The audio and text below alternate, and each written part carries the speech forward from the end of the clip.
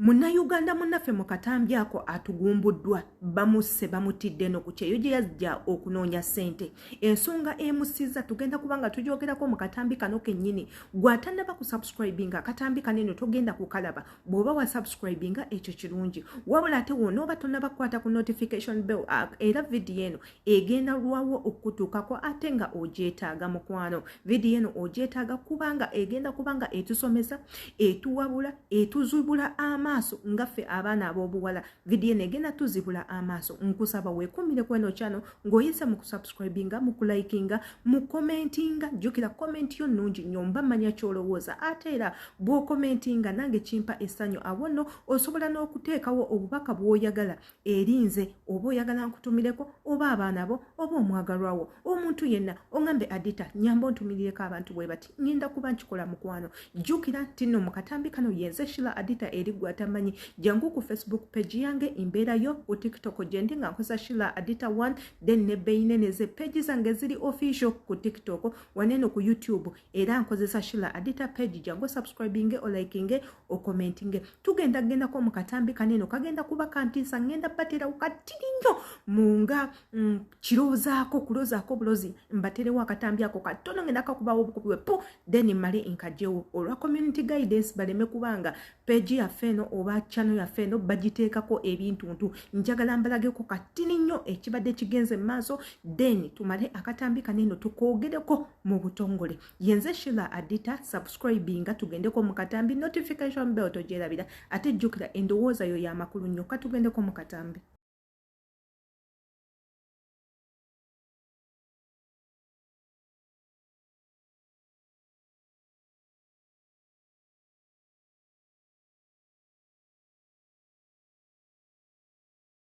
Ndowooza Akatambi ako okalabye bulungi nnyo. Oyo nno munnayuganda munnaffe, mwana muwala engagwe enganze eyava e Uganda ayagala kujja kukyusa bulamu, wabula mu kukyusa obulamu bwe omulimu gwe yalondawo gwe gukyasinze obukyamu ate nga guli risiki. Nze nsiiba mbagamba abaana ab'obuwala bannange, kola ssente ng'okozesa emikono gyo, tokozesa mubiri. Kola ssente ng'okozesa emikono gyo, tokozesa mubiri. Muganda waffe ono omulimu gw'abadde yalondawo okukola kwetunda kweryamu ssente. Okwetunda kwe yagwiridde ku muntu eyamutugumbudde obutugumbuzi. Waneno kambaleetere story emu ey'omuvubuka gwe mumanyi obulungi ayina akatambi mwayisiriza eddoboozi ng'agamba mmwe abaana ab'obuwala nze nga ngenda kusembayo nga mpawa nange obubaka obwange nga mbusindikira gwe omwana ow'obuwala obeere nga oli kiini nnyo eri obulamu bwo. Ate ebintu ebimu teweetaaga birashingiramu, ssente osobola okuzifuna ng'ozikola bukozi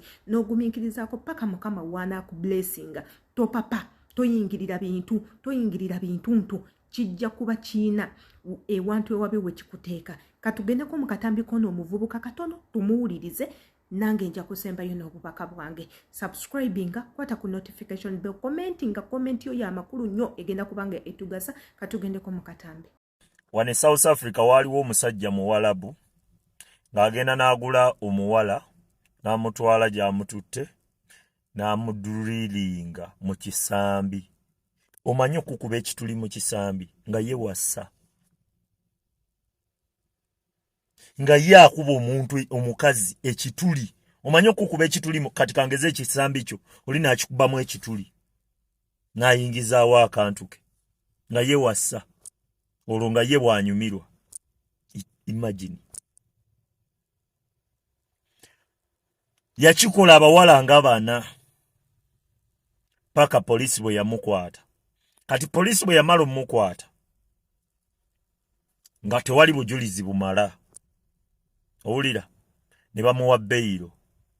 Bwe bamala omuwa beyiro, waliwo omuganda w'omuwala omu mu Zulu yali yategeka dda bakyaliibe. Olwamala omuwa beyiro n'afuluma ebweru, ne bamubaka, ne bamutwala, ne bamutandika omukola. Kye baakola omuwalabu era omusango weeguli wane South Africa. Kye baakola omuwalabu baamusala kafi. Omanyi okumusala nga bamusalako kafi ku kafi eyo Soweto.